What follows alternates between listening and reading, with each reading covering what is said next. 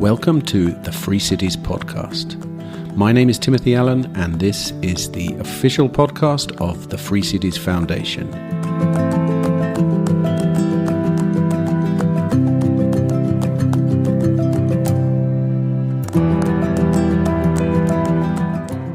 Hello, and welcome to episode number 92 of the Free Cities podcast.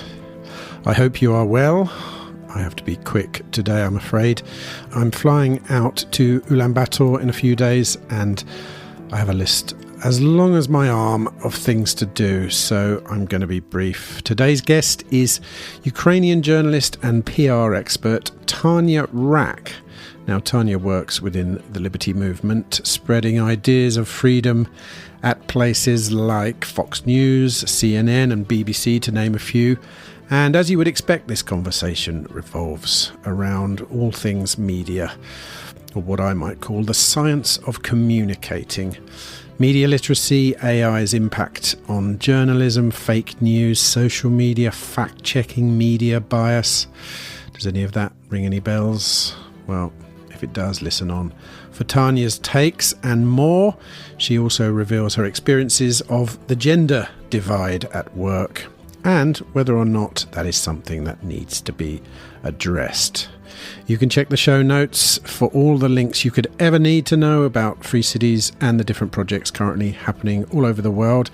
And if you're the kind of person who needs to experience it all IRL, that's in real life for all the old folk like me, don't forget that our yearly conference, Liberty in Our Lifetime, is just a matter of months away now. You can get your tickets online at libertyinourlifetime.org, and I will see you in Prague, and you can thank me later. Or, of course, you could, in our time-honoured tradition, just sit back, relax, and enjoy my conversation with Tania Rak.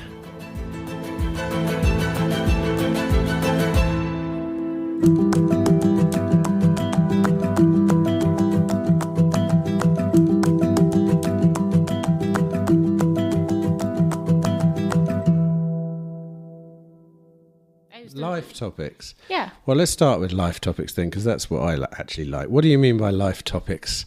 In what? Just generally views, this type of stuff. Okay, then. What are your core views then? Let's get straight into it. I know you're maybe you should. I would call you a journalist. Is that right? But these days, people wear a lot of hats, don't they? Yeah, that's absolutely true. Well, yeah, I think that I can identify myself as a journalist, if we can say so. But I also do communications. I'm working with Peer Innovation, which is a network of think tanks. I also do some political analysis. I do freedom activism. I do editing.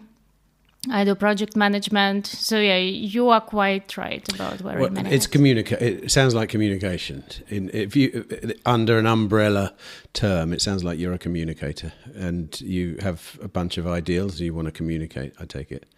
Yeah. So what's at the core of that then? What's the core of your? I don't want to call it ideology. I don't like that word.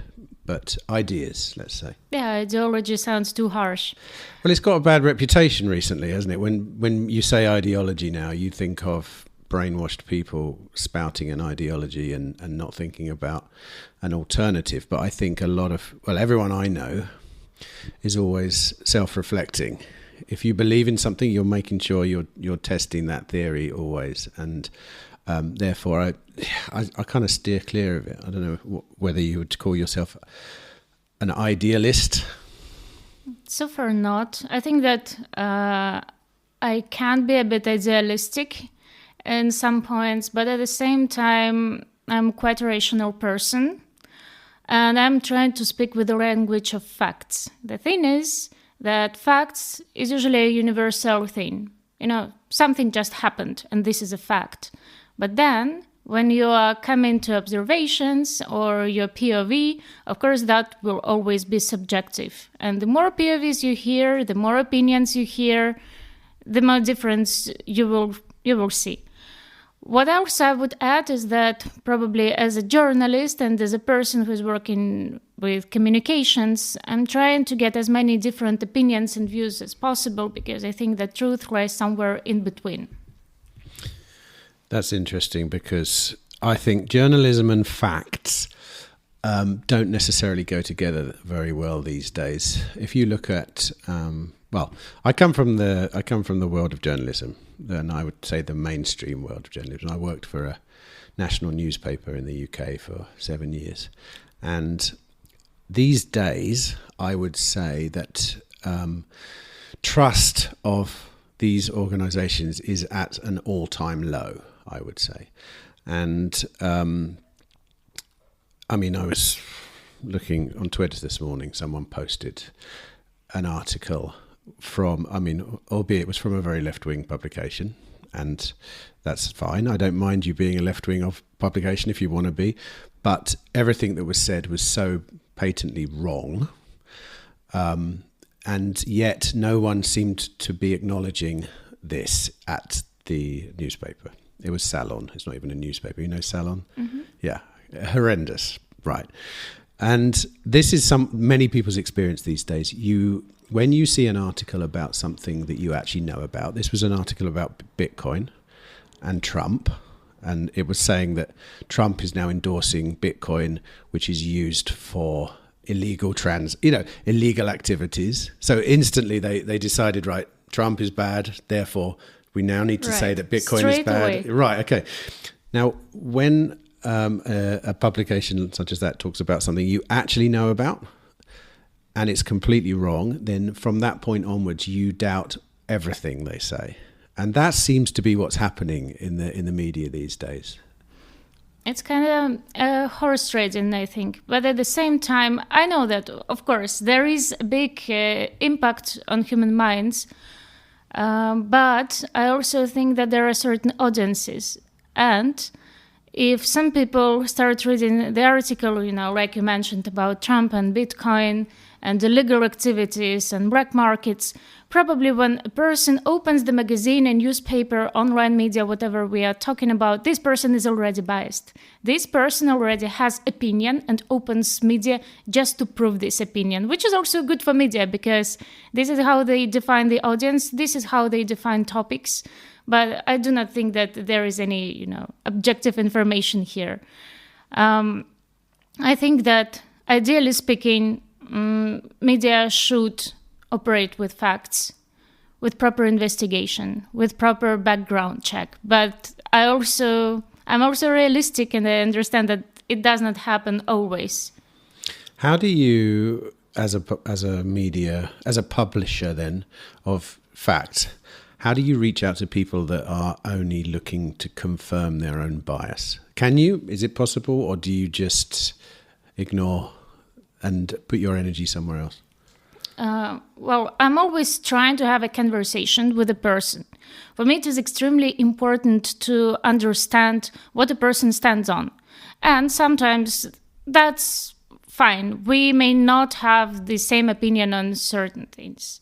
But if I understand the background of these thoughts, where they come from, and why a person is like that, and what is the most important is that person is sure about the arguments, then we talk. But if a person just stands strictly on this is black and this is white, then I will go and put my energy in a different direction. However, I think that it is in journalism and media and communications, we all operate with the narratives, and the narratives are being built from something. So I think that if we can change them, we can add some flexibility to the conversation. Are you comfortable with your own narrative, and do you your own bias, let's say, do you admit that publicly when you're writing? I mean, in the same way that Salon is unabashedly left-wing, and everything it says adheres to a checklist of left-wing ideas. what about yourself when you're writing or communicating? Is there a bias in what you do, and is it something you freely admit? It really depends on what I'm writing, because if I'm writing the article that requires investigation, facts, and I'm covering just something that happened recently, some event, then yes, I'm trying to be as much unbiased as I am. But at the same time, I think that there is a difference in genres. If you're writing the opinion piece, if you're writing the column, then you can allow yourself to be biased. But then usually, even if you are publishing something with media, there is always a disclaimer that this is the opinion. And the opinion might not go along with the official policy of a particular media. And you do opinion pieces? I do with Speak Freely. I can allow myself to do that on my personal blog, which is natural because people are actually coming for my opinion and they want to know me and what I stand on. But if there is a general coverage of some issue, I'm trying to be as much objective as I can, and I'm checking different sources. Some of them might be controversial. Like I will give you an example. Let's say that I'm writing the analysis. I'm writing some freelance political analysis with Polish press agency. Mostly I'm covering the political and economic relations between Poland and Ukraine. And of course, even if you go in depth, especially these days, for example, with farmers' protests or something like that, you can go on Twitter, right? And you will see the Polish POV, which is fine. It has the right to be there. There's also some objectives there. But then you also go to the Ukrainian side and you will find it there. And I cannot write it from the Ukrainian POV simply because I'm trying to find the reasons behind the crash. I'm trying to explain where each side stands on, how it happened, and what and how exactly it could be resolved, if it can be. Just to give you an example, because there are so many topics like that, and that's why it is really, sometimes it's hard, but I think that you should stay cold in that sense. A couple of things there. First of all, you better explain what Speak Freely is first. You're an editor at Speak Freely, are you, or are you a writer? Well, I'm an editor, but recently I moved to partnerships. Okay. So what is Speak Freely? It is a platform that allows young writers, activists, those who are interested in politics, economics, technology, to submit their materials. Quite often we publish some opinions, but right now we are pivoting this medium. And we are planning to expand it to a correspondency program covering different affairs in Europe and hopefully soon beyond as well. It was established by the prior generation of Students for Liberty. As far as I know, the name was created by Bill Wirtz. And now we're taking over. I've been with this project for 3, I guess, years. And I think it's lovely because it is complicated to get your first publications. I remember how I was starting. And I have a profile education. I'm a journalist by degree, one of degrees. And I remember when I was pitching to big media at that time, that were national media, so Ukrainian media. And the first thing that they were asking me, okay, show the portfolio. And I was like 18, 19, and obviously I could not have that big portfolio at the time.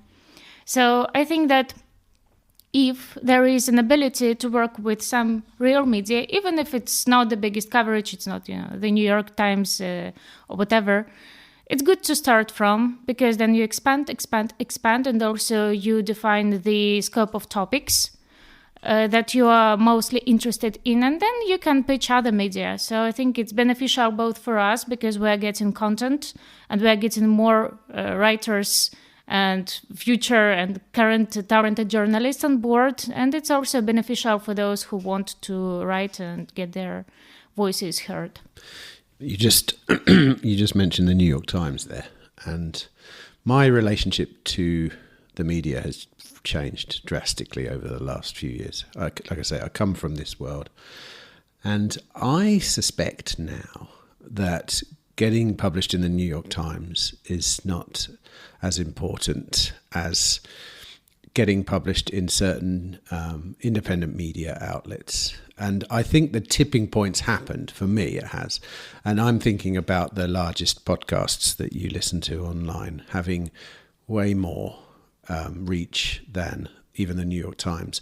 And it appears that the biggest podcasts in the world are the ones that have a neutral perspective on things. And I think that's where the places like the New York Times really sort of like fall down, is they have a slant, they have an agenda, and they seem to push it. But what do you think about that idea that publishing in old legacy media news outlets is not as important these days?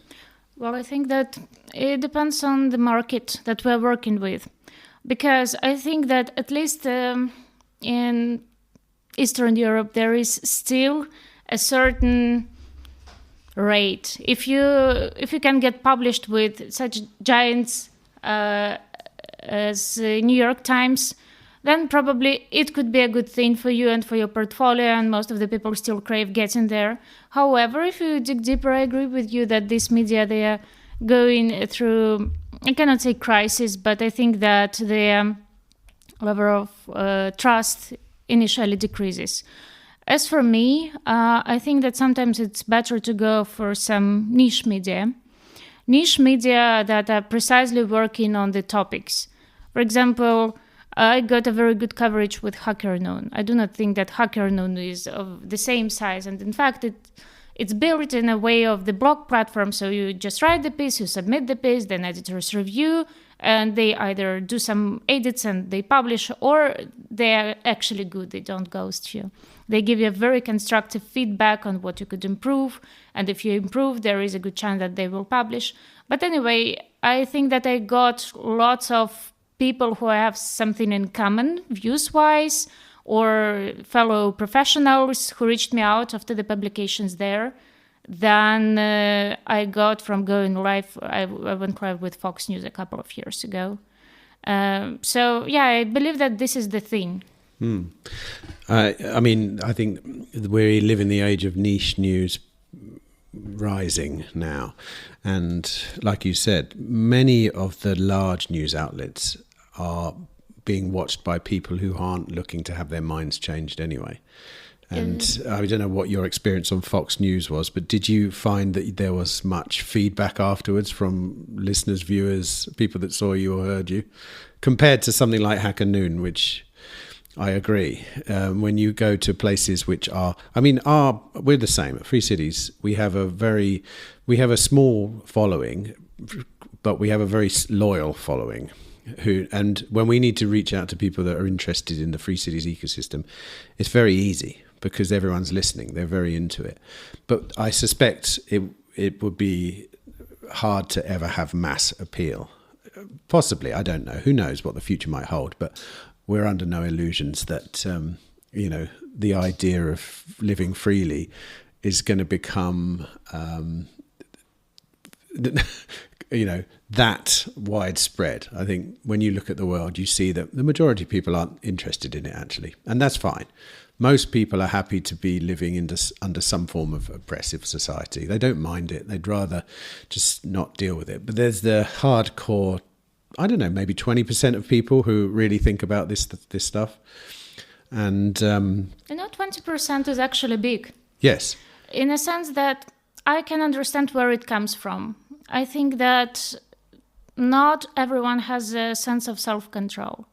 That's why it is easier to live according to the rules that are already set and you just follow, because it takes off the burden of responsibility, the burden of having these long conversations with yourself at night. Everything is just clear and understandable, and you just, as they say, you go with the flow. I hate this phrase, by the way, but you kind of do.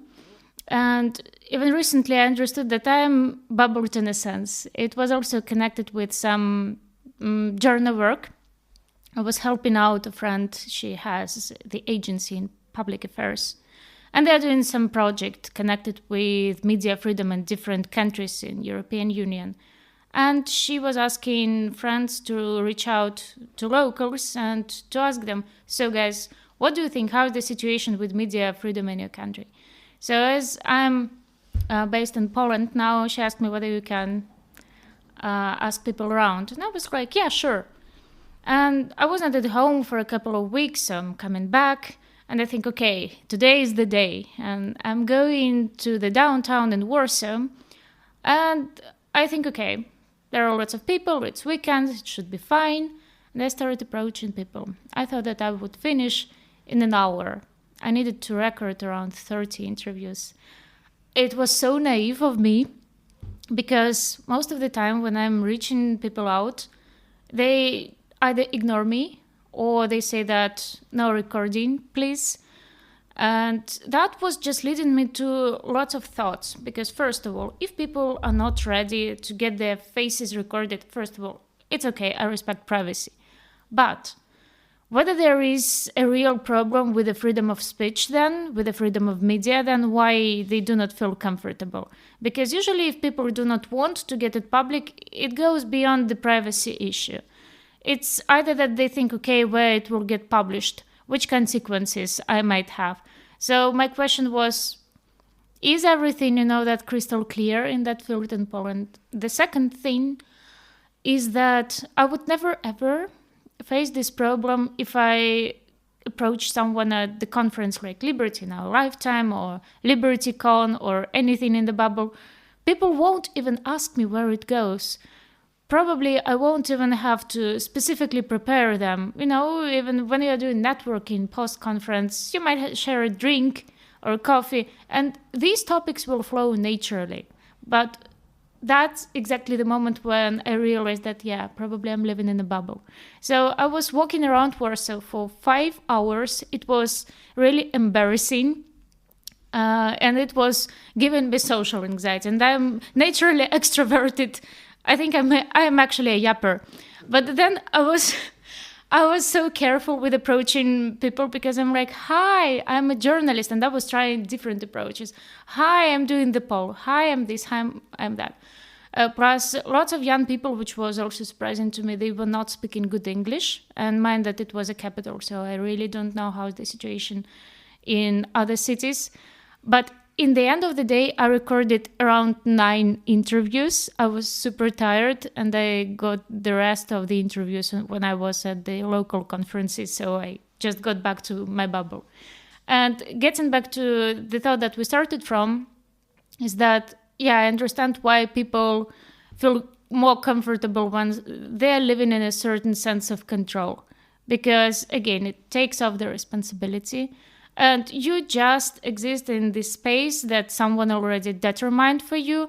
And there, the rules of the game are very understandable and simple for you. You just know that you are doing A, it leads to B. You are doing C, it leads to D. And if you do not have that sense of control, well, lots of responsibility comes to you. And also, you probably will have to think about these rules of the game. Maybe you will have to even set them up, which is also kind of stressful. You're from Ukraine, right? Yes. Am I correct? Yes. And you've reported on the Ukraine war, have you? Yeah. Yes, I thought so. What's the biggest misunderstanding coming out of there then? I suspect that it's reported from many distinct angles. And as a Ukrainian, you were in Ukraine when the war started, right? I think you were running Students for Liberty in Ukraine, is that right? Or you were part of Students for Liberty? A part of Students for Liberty. Yeah. To give you the background, I'm coming from eastern part of Ukraine, from Mariupol, which is currently under occupation. But at the beginning of the war, I just recently moved to Kiev. So I witnessed war in Kiev, but my family was in Mariupol. And Students for Liberty actually had this program that was activated for specific conditions. And they helped me to get out of Ukraine because it was very hectic. I honestly did not know what to do. I was thinking just about getting back home to my mother. And the reason why I didn't do that is, first of all, because it was very complicated to get tickets. And the second thing was that my friend who actually fled from the city with me, she told me, yeah, but think about this in that way. You live literally 2 hours near the border. And if something happens, you both will get trapped. If you get trapped, no one will help her. And in fact, she was right, because then the blockade started and they cut all the connection, the data, actually everything, because there was no gas, no cold water, no hot running water, nothing. So when I got out of the country, I think it was very humanish. I did not think specifically as a journalist, but of course it was all connected. I was just very scared for my family that was left there. So I was 30, so I started raising awareness about the hostilities that were happening. And yeah, they were covered from different angles. I also think that it is very necessary to use the right wording. For example, I do not like when people say there is conflict. I mean, conflict is that there is a conflict of interest. When the sovereignty is being broken by another state, it's not the conflict, it is invasion and it is war. And it is very important because I see that a lot in Western media, and I also think that it changes the perspective of people. Because let's say you are a farmer somewhere in the US and you do not resonate with it that much. Of course you feel sorry for people if you're a good human being, but it's not like it's on your daily agenda because you have your life. And frankly speaking, I do not expect anyone to be that much deeply in the context. It is impossible till we experience that. But I think that if you have a chance to build the communication and to explain what's really happening, then you have a bigger understanding. Because communications, journalism, reporting, it all played and still keeps playing a very crucial role in how Ukraine is getting the international support these days. And it comes with everything. It comes with, first of all, with humanitarian aid, with the armor, with the perception of Ukrainians domestically and abroad, in foreign affairs. It all comes together. So what would you say is the biggest misunderstanding about what's happening within Ukraine at the moment then? You mentioned that people, from your perspective, don't see it as an invasion. What about, is that the main thing when you look at the way that it's reported on? I think that this is one of the crucial issues, but at the same time, I find, I'm just thinking because there are really many things that I would touch base on. Even with social media, quite often online media use social media channels to attract the attention of the foreign audience. And a couple of days ago, I'm on Instagram and I saw a picture that actually made me feel horrible. There is a picture of a lady who is doing the gender reveal on the grave of her husband, and there is a caption like, "We have a daughter." And it's actually very traumatic to see these images. And it's just one example. It's not the worst one, because when there was the massacre in Bucha, in Irpin, in Mariupol, lots of other cities, the flood in Kherson, everything, all in all, it's also very devastating emotionally to see. But there is a problem with social media that quite often there is a mark that you need to put. The image was generated with AI, and sometimes it is used just when the caption is being put on or some automatic translation is being put on. But imagine that you are sitting somewhere in the US, I don't know, in Asia, and you decide to check, hey, what's going on in Ukraine? And you're getting on Instagram and you see the image, very traumatic, very devastating, AI. What would you think? You probably would think that this is fake news and we're just using that, for the propaganda. So the way how social media operates, sometimes I think that it brings complications. Also because some images are being marked as sensitive content. And then Meta, for example, it takes down the coverage. And from one hand, I understand why it is being marked sensitive. I think that there is even a whole ethical dilemma about, for example, whether you can put any images of corpses on social media. from the perspective of respect for their families, for example. At the same time, it is very important to see that these are just not numbers, but that were real people and they suffered. So from that perspective, it is important. Another thing is that some people are not that much aware of what's happening. I actually remember in winter, I was in New York and I'm just getting morning coffee. And it was a very busy coffee shop, so there were no places. And some woman approaches me and she's like, "Do I have a seat?" I'm like, "Yeah, sure." And she hears my accent. So she asks me, "Where are you from?" And I'm saying, "I'm from Ukraine."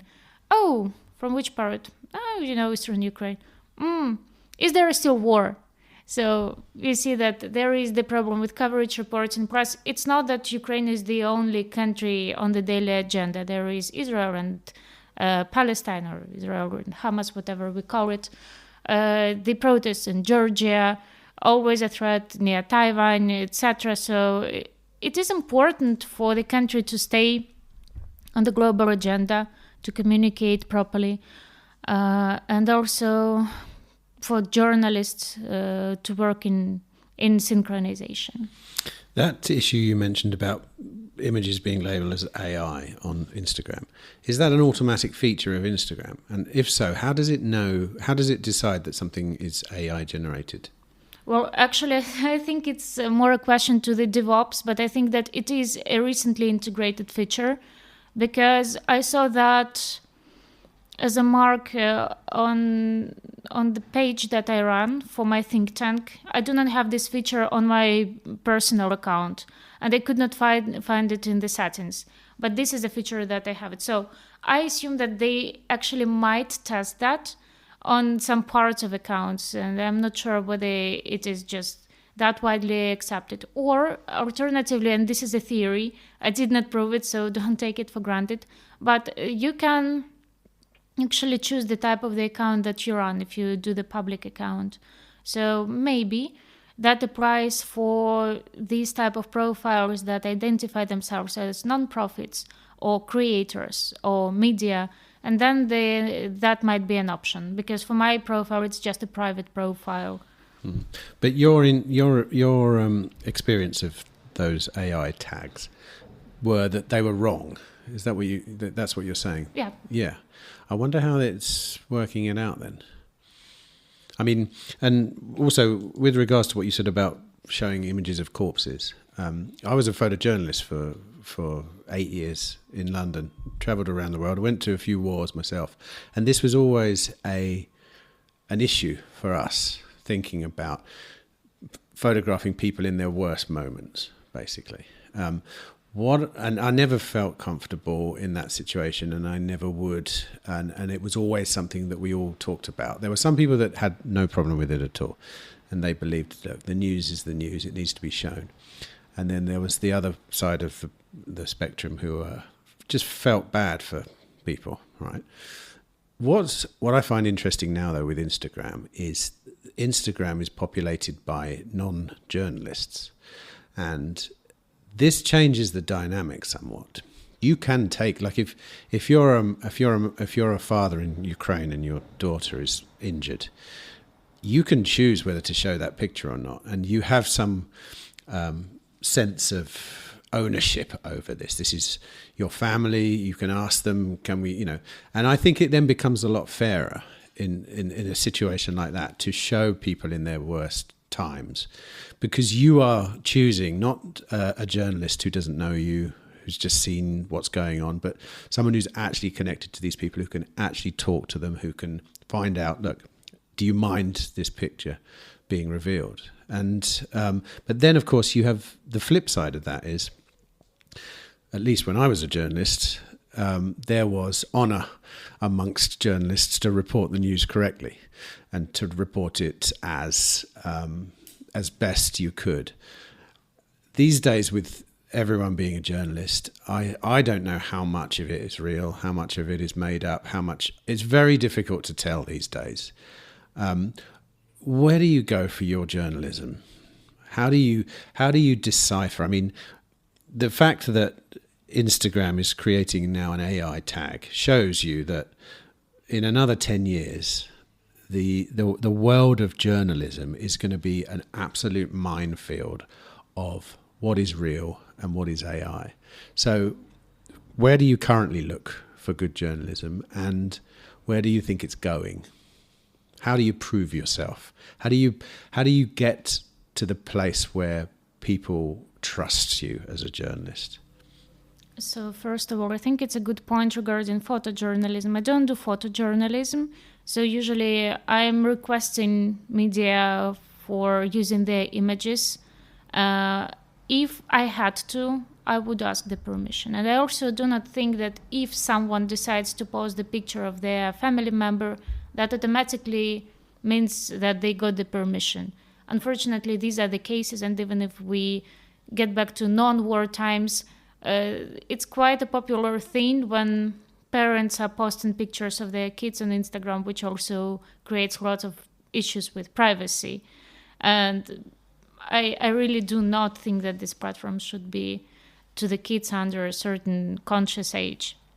But getting back to the point, I think that AI actually brings lots of challenges, but at the same time opportunities, because it is a new tool. And right now it is not on the advanced level because everyone is experimenting, everyone is playing with the AI. But as much as it grows, I think that there is always the response for that. So if there is the AI, there will be AI detectors.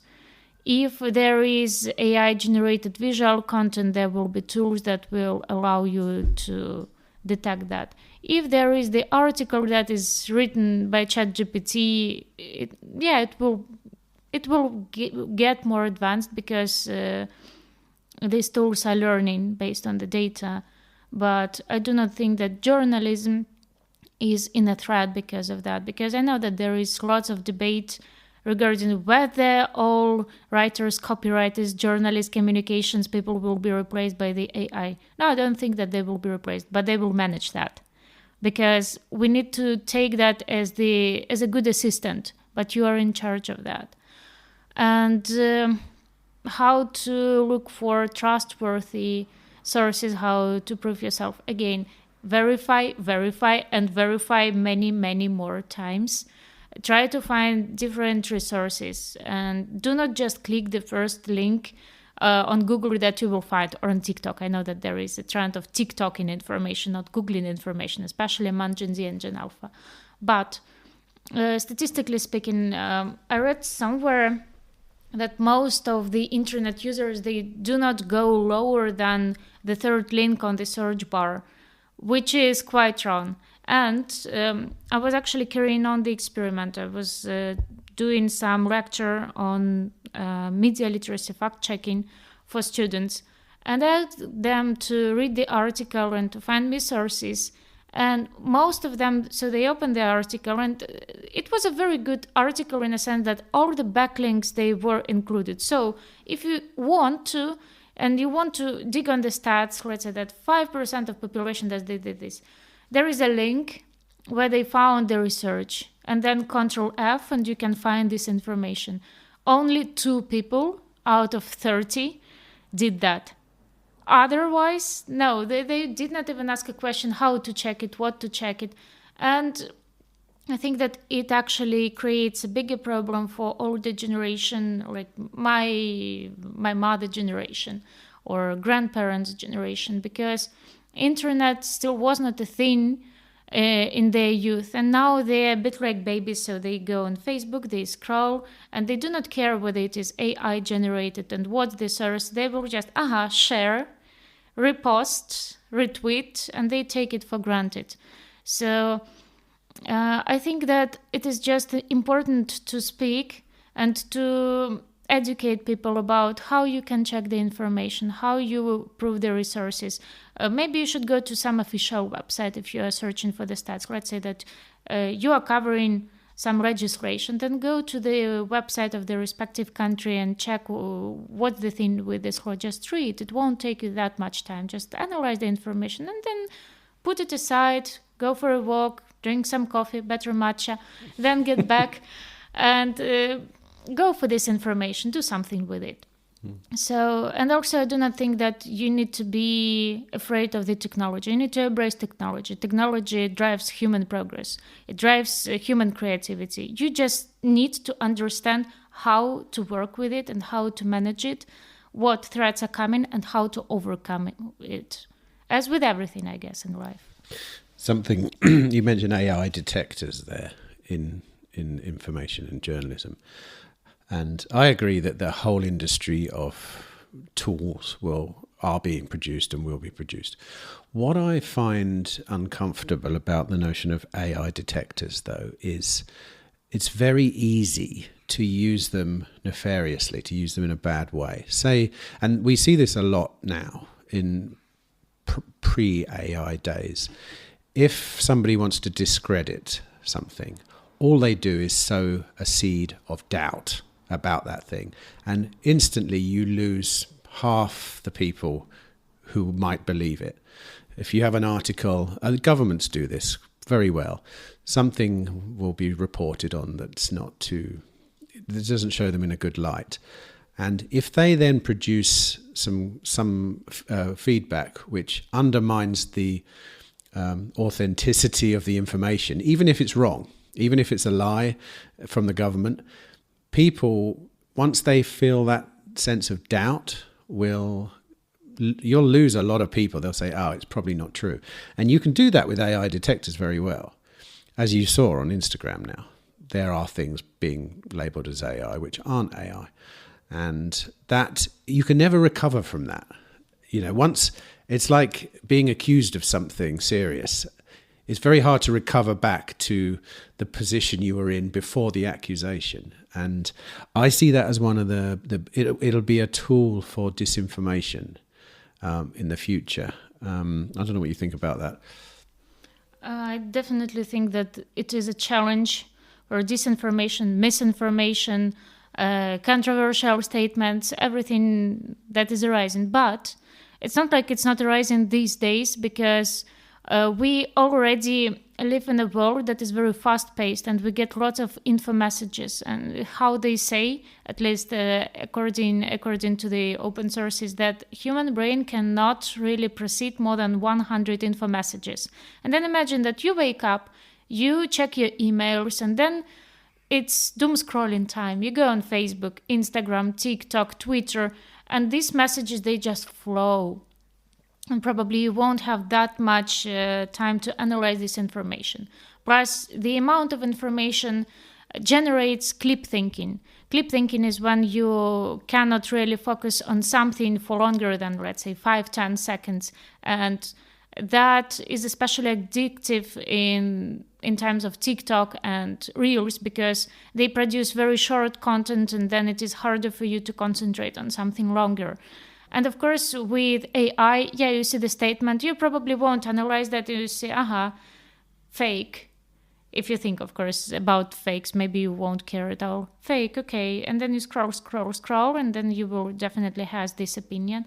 But again, that just makes clear the social request to speak more about how to detect that, how to prevent that, what are the counter instruments, and what is still the way how you can work with AI.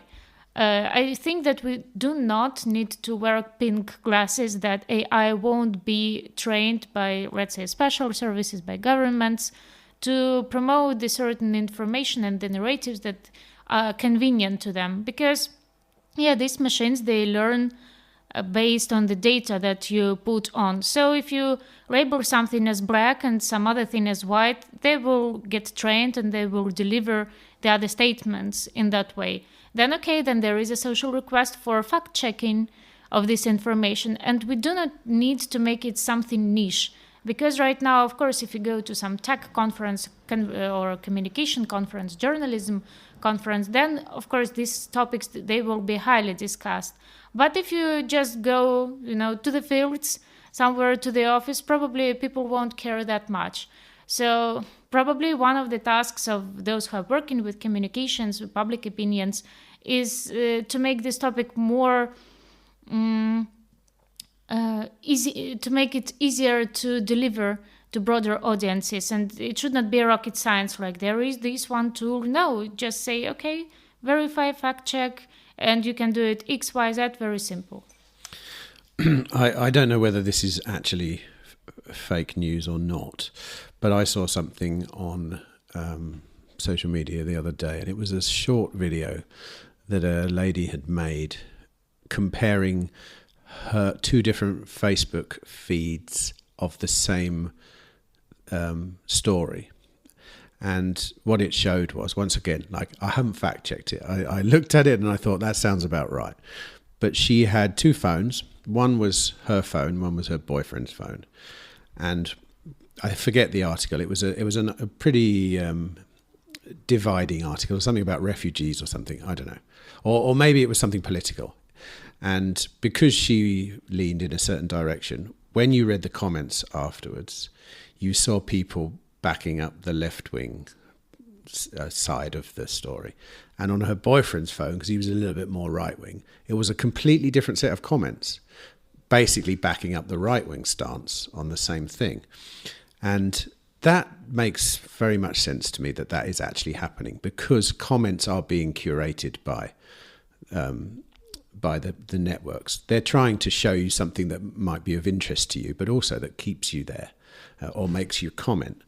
And it's one of the big problems with having journalism in a place like a social network, because the network is incentivized to do whatever it can to keep you there.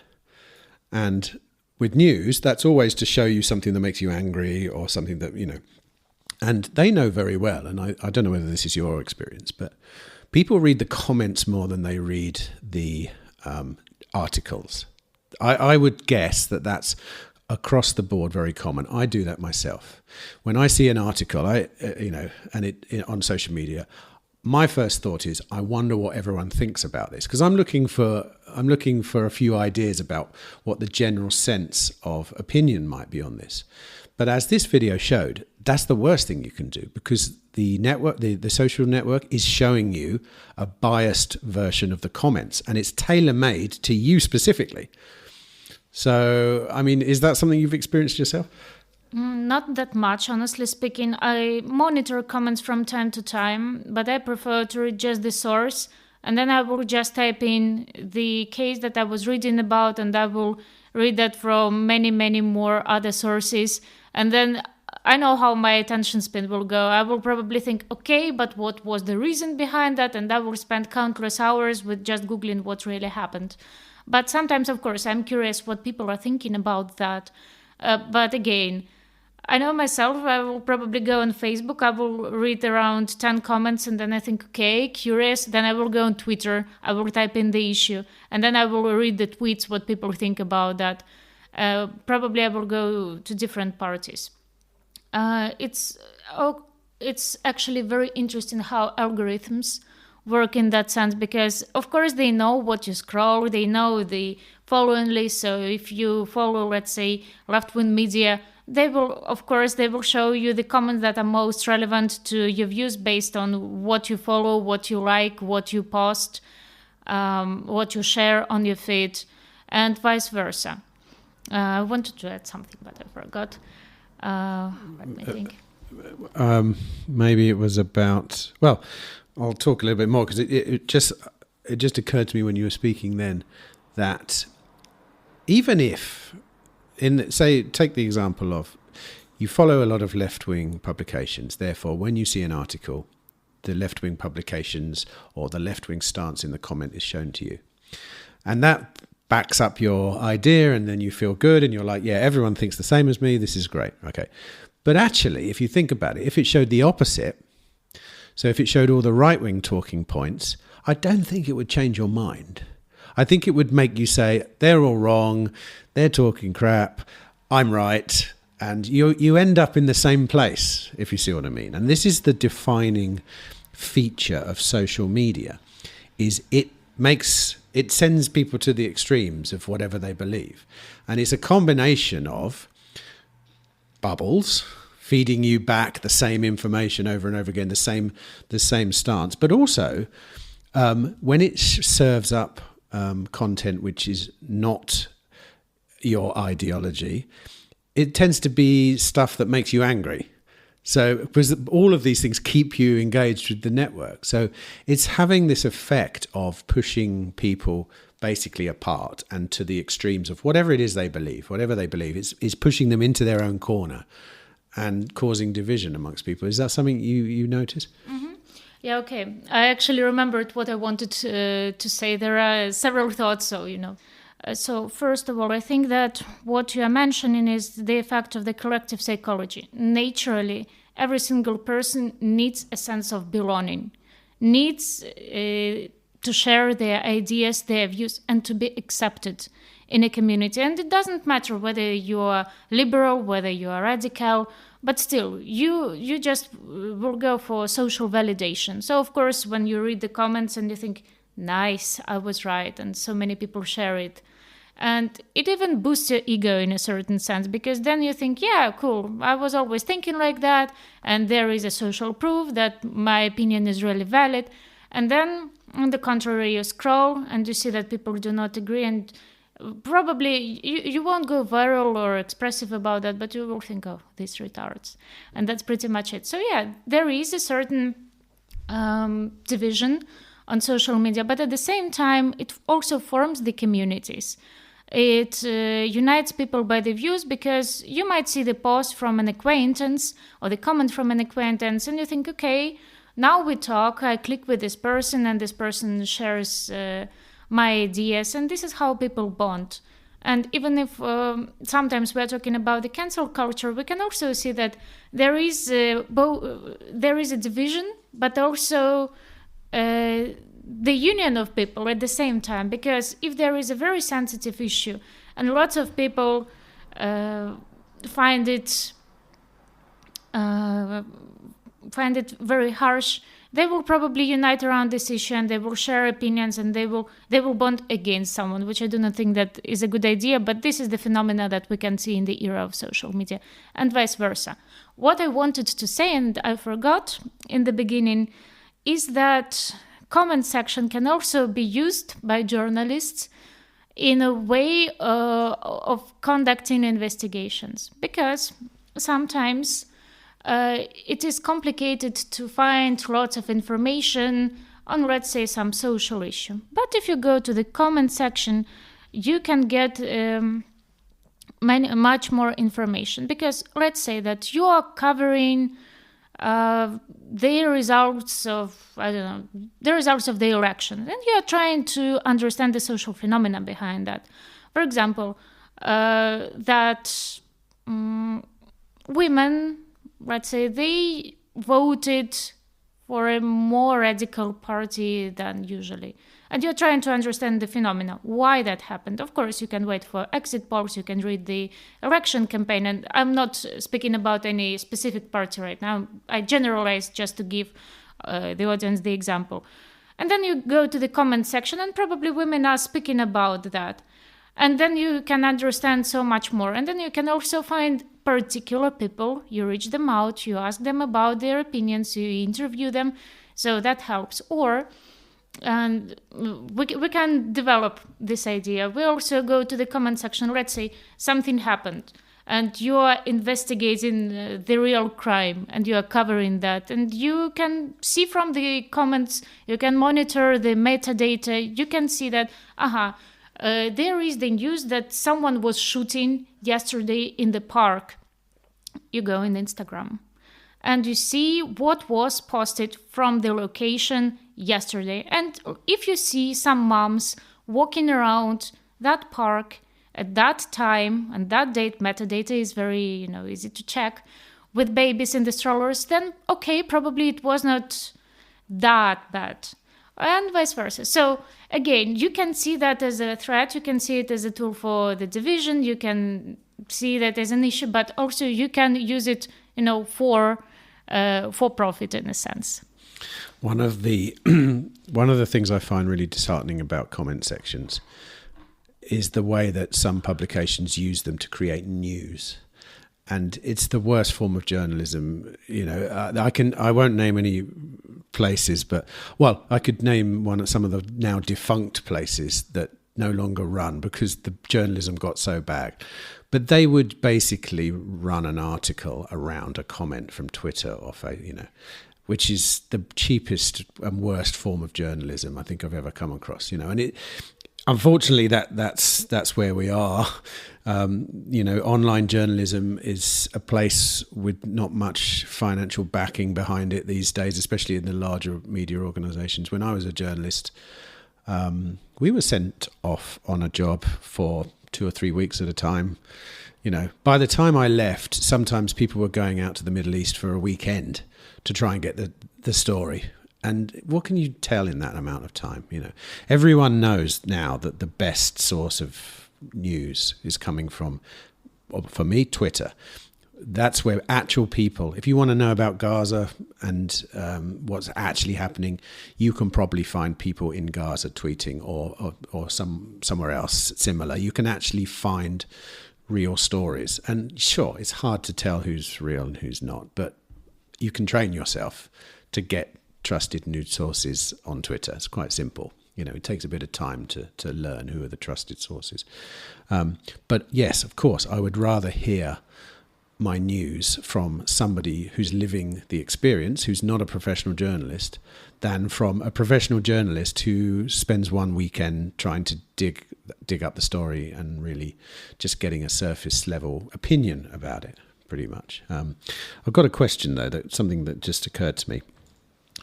I was thinking it myself and I couldn't answer it, so I'm not sure you'll be able to answer. But can you remember the last time you had your opinion changed from a social media post? Let me think,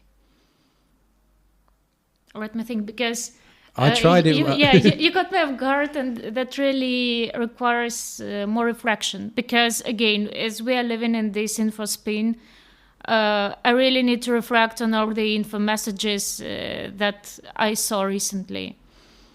Opinion. It's very difficult to think. I think that it was not on. I do not think it was on the big political matters, but for example, it's a very trivial one. I follow some businesses in Ukraine, and I also follow them on social media.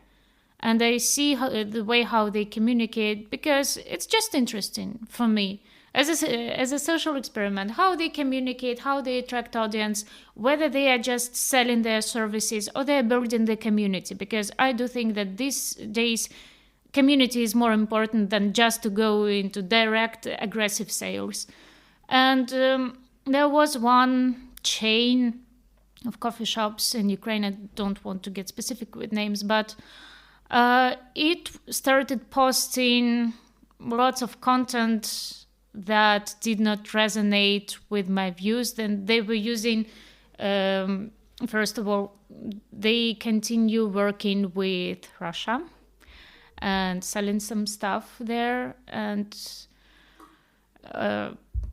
my opinion about them was changed based on that. But then they were also using very aggressive ideas in marketing, some of them sexualized images or ads on Instagram. And imagine, firstly, you see that they did not leave the market, and that means that probably a part of taxes go for selling goods there, and you're like, interesting. And then you also see, as a cherry on the top, that they're using different things that are unacceptable to me in the communications and their social media. So in this way, my opinion was changed.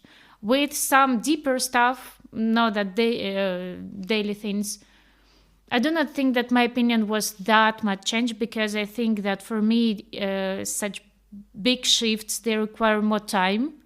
And then I need to sit and to analyze more deeply and to reflect on that. So I do not think that my opinion would just change from one social media post. But I also think that our opinions might also get changed in daily stuff, in a sense how we view other people.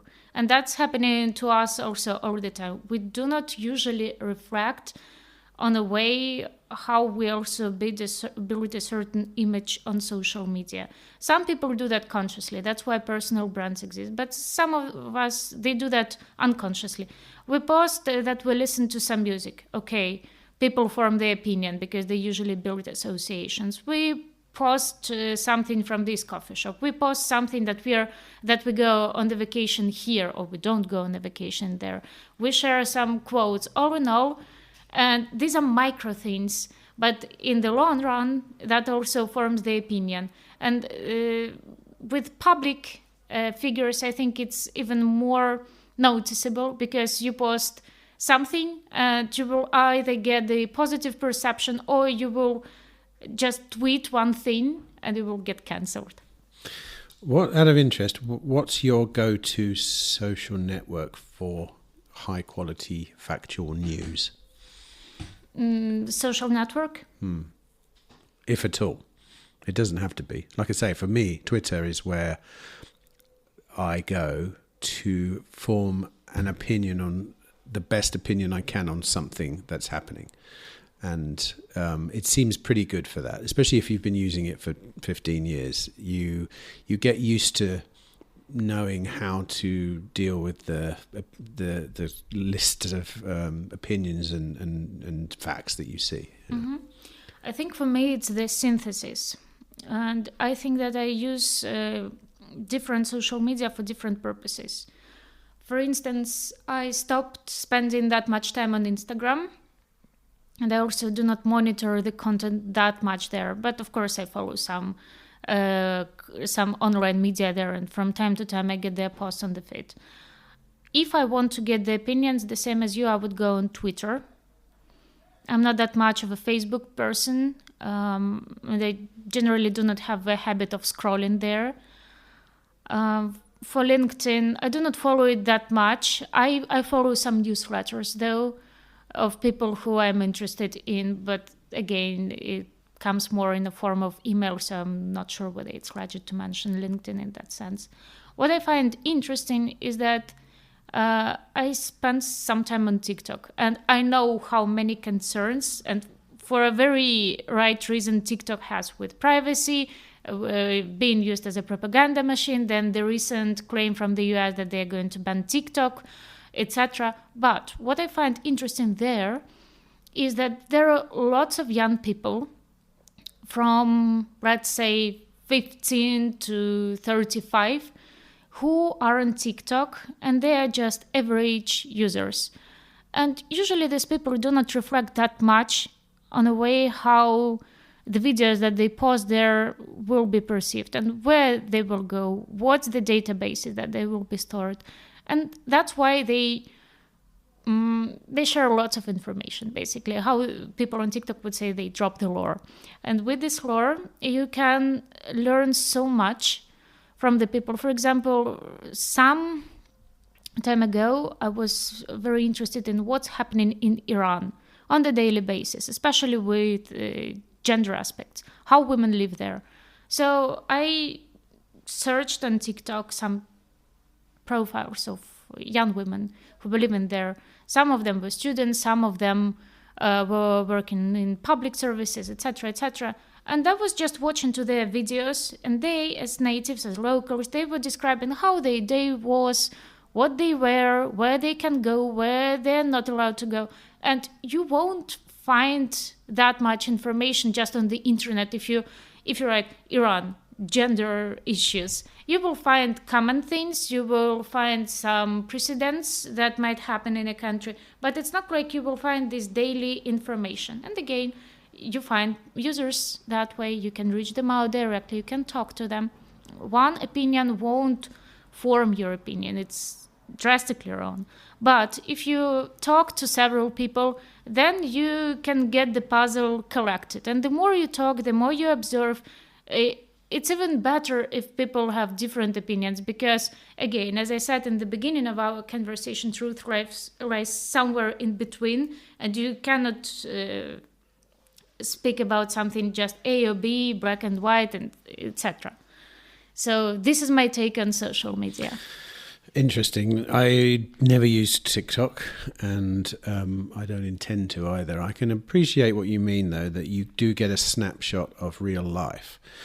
But I suppose my next question then is, as you alluded to, TikTok is the worst place to do that, right? So where should you do it? How much do you know about decentralized social media, things like Nostr and things like this? Do you know much about that? Well, I am on Nostr, but I am not the active user. I think it is good because it is something fresh that we can follow also in terms of privacy. And till this type of social media is more niche, it means that it is less regulated and it's just safer to use. I think that things might eventually get worse as much as more audience gets on this social media, because then it will be easier to regulate and there will be lots of content, and then people will realize that, it's a thing and we can use that as propaganda tools as well. I think that all projects like that, they are good in the very beginning of their epoch. Eventually, when it gets more viral, it brings more complications. Do you ever find yourself using TikTok in the way TikTok intends? You enter TikTok looking for the kind of, say, take your Iran example, and before you know it, you're just watching video after video of something completely different, and it's not doing you any good at all. Does that happen to you? I have limitations with this app, so I do not spend that much time there because I know that you can just get stuck there. But sometimes I might get there in the end of the hard work day. So the thing is that I'm working with information most of the day, for the whole day. And I need to analyze, I need to write, I need to talk to people. And in the end of the day, sometimes I just have no capacity to go out. I have no capacity to watch a movie. I have no capacity to read a book simply because I'm already so tired with working with information. So in that case, I know that I can doom scroll for half an hour before I go to sleep, but I'm trying not to overexceed it because I'm pretty much sure that it does not do you good and it does not bring you really that much of value. Do you find TikTok serves up a certain type of media to you at those moments? And is it something that is not good for you, or what is it about that that's not good for you? It is not a source of media to me. I think that but there is a phenomenon that lots of people, as I said before, they use it as Google. There is even a neologism to TikTok, the information. And in fact, that's true. If you want to find a recipe, you don't go Google Receipts anymore. You go like how to cook pasta on TikTok. And in 5-10 seconds, you will get that. And that saves you time. And of course, that contributes to the horrible idea of the clip thinking. But no, it cannot replace the media. To me, not at all. I don't think it's about that much quality. No, I would like to verify my information, and I would not trust the social media platform that was launched by Chinese government in that sense. But as a sense of seeing some glimpses of someone's daily life, their routines, how life looks for people in different parts of the world, yes. Why TikTok can be harmful? Because first of all, based on privacy. I noticed that I might text something or I will say something now on the podcast, and then the chances are high that I will see that on my feed based on algorithms, and they're usually very accurate. So this is one of the concerns. And the second thing is that you're just losing your time sometimes if you spend that much of it.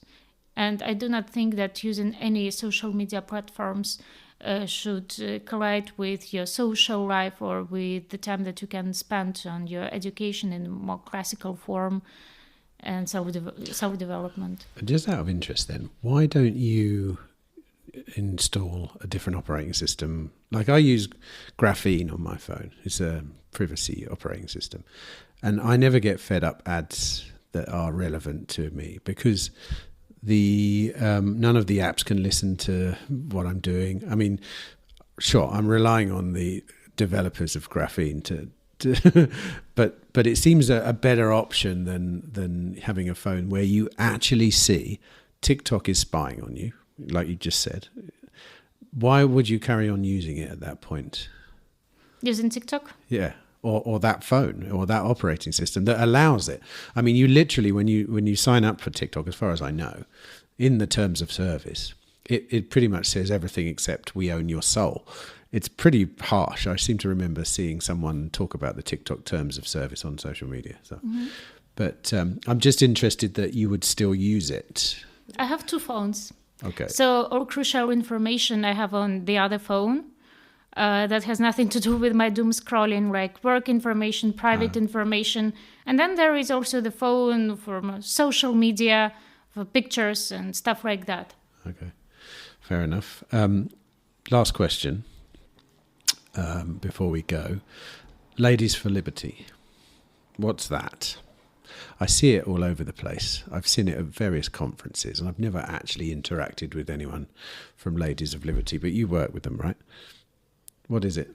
So this is the organization that unites women who stand for liberty, classical liberals, libertarians, who embrace the ideas of individualism. They think that it's a very good...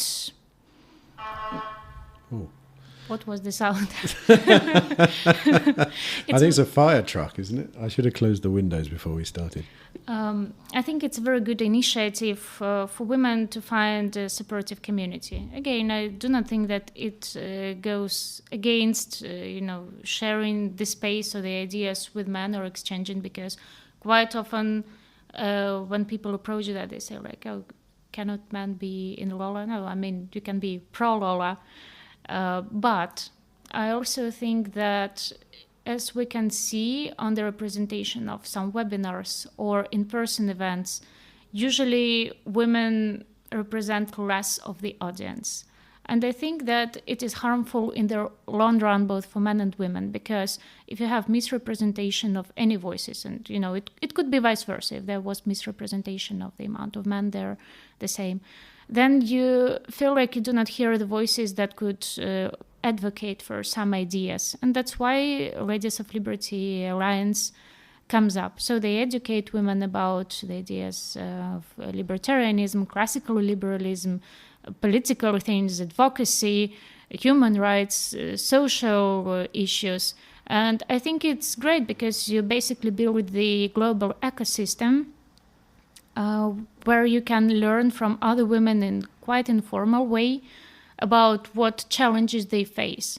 And again, if you see that from the multicultural perspective, international perspective, it means that you can fight for these ideas, advocate for these ideas, educate about certain issues and ideas more efficiently.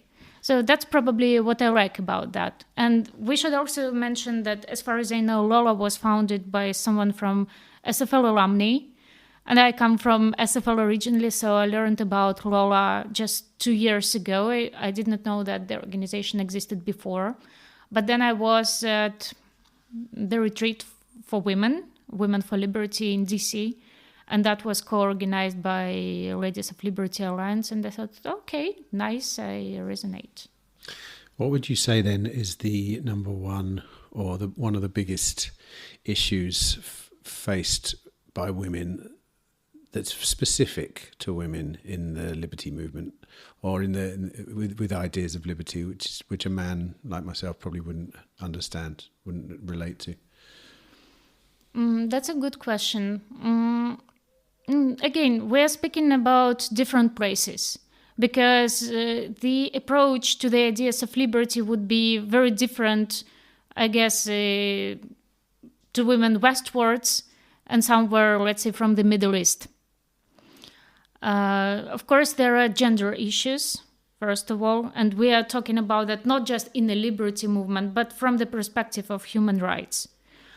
There is a tendency that I notice with those who just joined the liberty movement is the way how you enter the movement, but you feel comfortable to dig on the topics when you are just a newbie and you come to the conference, and let's say that 70 to 90% are men, and sometimes conferences really look like that. I was at some conferences where there were like 100 participants and 3 women. And let's say one woman works with different think tanks for many years, and like she knows people know her. But there is always this one student, freshman or a fresh woman, whatever, and she doesn't know how to approach people, and it's awkward. You are trying to get to the social group and people are already talking and they can go into details. And yeah, one can say that why your sex, why your gender should stop. No, it should not. I do think that there is a dialogue. I do not think that we're talking about discrimination there, but it is just about the way to make it easier. So I think that it's a good thing to do. Why do you think that is? Why do you think that? This is my experience as well. Even here, we're in Prague now. BTC Prague is a huge Bitcoin conference, and once again, it will be 95% men and 5% women. Me personally, you see, I don't think it's a problem. I think because I see quite an egalitarian network here, I don't see any barriers to entry. If you want to be into Bitcoin, if you want to find out about Bitcoin, you can be anyone. It doesn't matter if you're a man or a woman. It doesn't matter what race you are. It's a great free open network. And I find the community as well very, very accepting and very, I understand that it might be a bit foreboding as a woman to enter something that looks like a male dominated space. But why do you think it is that, liberty, freedom, these kind of issues are something that men seem to play a part in much more publicly than women? Do not you think that it might come from the way how actually kids are being brought up? Because I do think that at least in post-communist societies, it's quite often a thing. It's the same way as boys are into maths and physics and girls are usually into more humanitarian subjects, which again is something that could be changed in the longer run. I also think that it is something that we can work with. Sorry, I just lost my point because I got distracted. Can we start? Yeah, sure, yeah. You will. I'm talking about why it is that. See, let me just go back to the point you just made about that. We teach our children that boys like maths and girls like social things.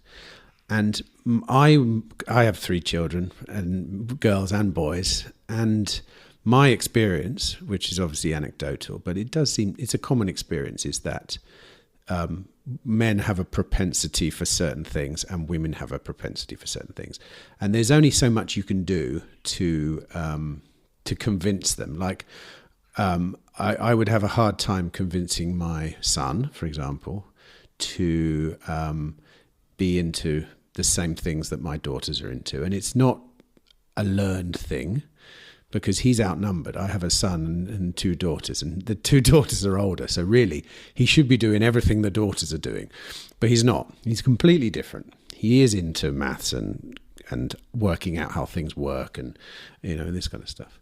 Mm-hmm. So, I mean, what I'm trying to find out, I suppose, is whether you think that some of these spaces, like the liberty movement, for example, or the Bitcoin movement, are going to be inherently places where men are more represented than women, or do you think this is something that could be corrected, or with some social things, I don't know, whatever? Definitely corrected, because of course there can be some predeterminations of the interests, but again it's the matter of how we educate women. And again, I think it goes broader. Now I got my point back, thank you. I think that it goes beyond, because let's look even at the world of politics. Quite often these days there are quotas in the parliaments about how many men, how many women should be in parties and parliaments. And what we can see from some countries that are more successful in different aspects, social and political, is that these are the societies that are gender balanced, because then that means that different voices are being equally represented, and that helps to find a better balance between different issues, get several perspectives, and that also means the better representations of different rights and ideas. So with the liberty movement, sometimes I think that, again, it's a matter of communication. That, politics, economics, technology is more for men or for boys. I was studying at the University of Humanities, and we had 14 girls in my group, and we had only one boy. But then, on the contrary, I remember that if I was going to some more physics, mathematics department, the situation was the opposite. 14 boys, and maybe, if the group is lucky, there's one girl. But there is something to change. I used to work with an organization which is called Women in Tech Ukraine. I was doing communication for them for a little while. And this is the organization, the ecosystem actually, that inspires women to take the step in different technological fields, to build the startups, to find networking, to start their projects, to get funding or to find employees. And we were conducting studies, and it turned out that women were more likely to enter some community, like a psychological phenomenon. I do not say that, what we should do with that, or whether it is good or whether it is bad. It is just the result of the study. So they were more likely to enter some community if they saw other women. Also, I think that quite often men and women, they also do tend to have different ways of delivering their ideas. And men are usually more, I don't want to use the word harsh. I was going to say that. Yeah, but kind of harsh. Argumentative, maybe. Mm-hmm. I do not want to say aggressive because it has a negative connotation, but it's more firm, the way of how they deliver their ideas. While women, they usually use the different wordings. They are usually more mild in the communication. And also, it is something also that comes from my academic background. I was studying the way how different politicians build their public speeches. And turns out that women politicians quite often start their talking points from, it would be nice if, while men usually start talking about the ideas, I think that, and then you think about the public perception, because the me concept usually sounds more persuasive than it would be nice if, but again, that could be one of the reasons. The lack of some role models, maybe, that could be. I think that most of the communities, they're welcoming, but of course there are some internal issues that maybe if someone is in some more closed community, more niche community for a little while, and you enter there and you do not have proper role models or someone that you can reach out and ask the question that you are interested, you might feel awkward. And actually, I think that can happen to men as well. For sure. But sorry, I lost my point again. Well, I hear you talk about quotas, and I'm undecided about the idea of quotas, and it's a tricky one for me because I don't like the idea of trying to manage anything like that. I would hope that, and going back to what you said about the harshness of the male environment, as all men will tell you, that's how we operate. You know, we are very cognizant of hierarchies, and you know, this is something we're born to do, to try and fight our way to the top of the hierarchy. This is part of being a man, as far as I'm concerned. Sorry to interrupt you. I think that hierarchy is just the way how we generally function as a society. So I think that happens to women as well, just on the level of human beings. Of course. It definitely happens in both. The problem with it is that men have a physical advantage, and therefore, in a hierarchy of men, the physicality of it is always an issue in the background. I'll give you an example. If two men have an altercation, so if two men are arguing, there is always the possibility of it becoming a physical fight. And normally that's the last resort. But that is something that we do. That's the one of the aspects of the male experience is we're bigger and stronger, and we do all these. But that has a positive side, obviously, and a negative side. And that is one of the things that I find the most difficult to work out when you have a situation when men and women are competing in a place, because there isn't that aspect. When you deal with a woman as a man, it's completely different to when you deal with a man. And as you've said, what you like or what you would like to see is a slightly softer approach of men in that situation. And that's kind of what we do. But it doesn't work well if you're the kind of man who's really trying to struggle at all costs to win and to get to the top and to do the best, because we would just hope that we could compete with women the same way, but we can't, because it would be unfair, I think. Well, honestly, the idea of competition itself, I take it in a different way. I clearly want to succeed, and I'm quite ambitious. But I do not see it in a way of real competition, because competition, it can be fair, it can be unfair. Sometimes it assumes that you need to bring someone down in order to climb the social hierarchy. But my core idea is the co-creation instead of competition, because I do clearly want to succeed, but I also want other people to succeed. And I also think that if you can co-create instead of some toxic kind of competition, you can achieve so much more. Because apparently this person who is also climbing the top of hierarchy or trying to succeed in a position or promote some ideas, it's a very smart person, and it can bring a fresh perspective. Doesn't mean that you need to co-create with every single person. Of course, we naturally have our preferences. Some people we like, some people we don't like, some people we match, some people we don't match, and the other people do the same with us as well. But I think that you can just achieve so much more in a more organic and non-violent way. Of course. I believe that too. What I wonder is, are we born with this in urge or not? For example, the trials and tribulations of being a man are very different to the trials and tribulations of being a woman. And one of the things, we derive our value from different things to women. So I derive my value from being useful, from being efficient, from being providing, for doing all these things. And as a result, it's quite important for me to be good at what I do and to basically present myself as high up the hierarchy as I can.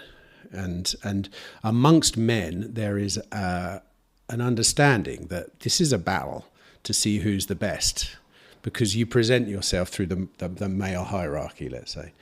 And that's kind of how it is with men. When you enter the mixed space of women and men, that becomes really difficult. And I agree, working with people is a great idea as well.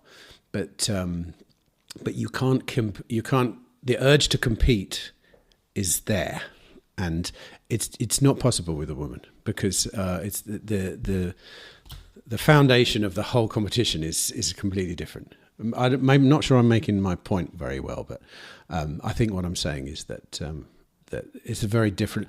That there are very different impulses of men and women, and especially in men, of how we actually derive our value and how we make ourselves valuable in the world. I think that the competition happens the same way with women. I mean, men compete with men, women compete with other women, in a sense. I do believe that women are the best advocates of other women, but sometimes women are the harshest ones, who will also bring other women down if they have the conflict of interests. And I do not want to sound controversial, especially with engaging with our activism or not, but this is just life and this is what happens. The conflict of interests might happen. And this is just what we have. When we talk about the competition between men and women, I actually remember I was attending one conference a couple of years ago, and it was also prevailed by men, so there were like 2 women in a room with 200 participants, and that was kind of awkward. And there was a presenter, and she was talking about women leadership or something, and it was also something connected to liberty movement. I do not remember that well because it was a while ago, but I just remember that some lady from the audience, she gives her a very positive feedback after her speech publicly. And there is a guy who is sitting over there and he says, yeah, but would you really like us to see you women as a competition?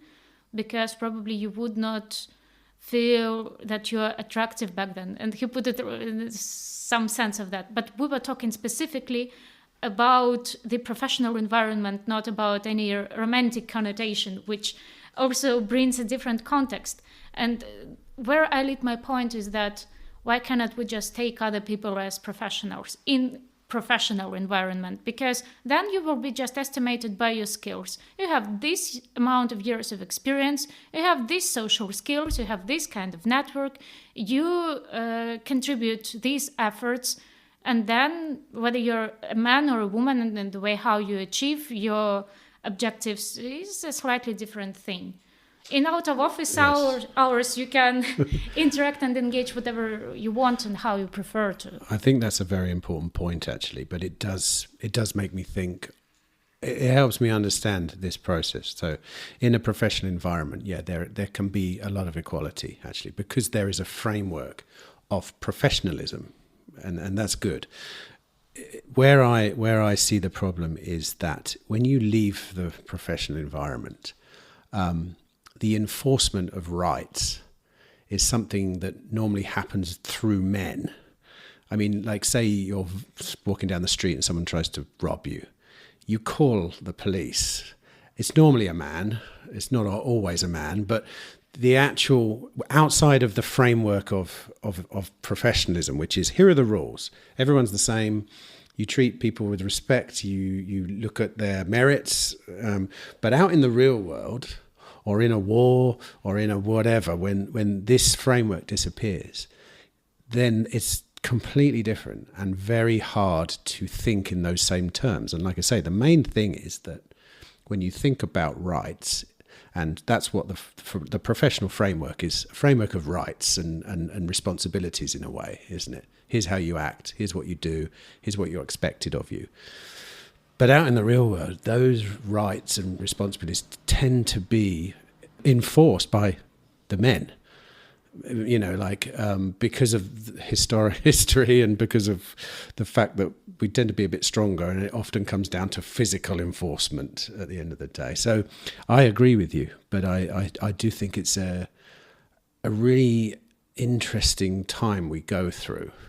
And I certainly myself find it hard to navigate. In a professional sense, easy. I love that. I agree, but it's out in the real world that I find it difficult. Well, in a personal context, I do not think that I have the immediate cure for this issue or challenge, whatever we call it. I think challenge is actually a better word because then it is something that you can navigate. I think that the best recipe is actually to surround you with people who are open to have the dialogue about inconvenient topics, about equality if we want to, about the dynamics that we would like to see, about how just to make the world to function in a way that it is safe and convenient to both sexes, to all genders, if we want to sound more inclusive. In my real life, out of office hours, I'm very happy that I'm surrounded by respectful men, usually my friends or my colleagues, who I can lead conversations with, and who are always trying to ask if they are unsure about something. And me as a woman, it goes the same way. But of course, it does not mean that there are those people who are bubbled in their thoughts and who are not open-minded, and that brings a challenge. We can say that we could work and that we can educate and we can have the conversation, and that's very good and that's lovely, but I probably think that the easiest way to save your nerves is to stay away from these people. That's easier said than done sometimes, though. But anyway, I think that's a good place to end. Tania, thank you. I've really enjoyed this conversation. It's been lovely talking to you, and you're welcome back anytime. And in fact, you're welcome back to our conference again, which I think possibly you may come, hopefully. Likewise, it was a pleasure talking to you. Thank you.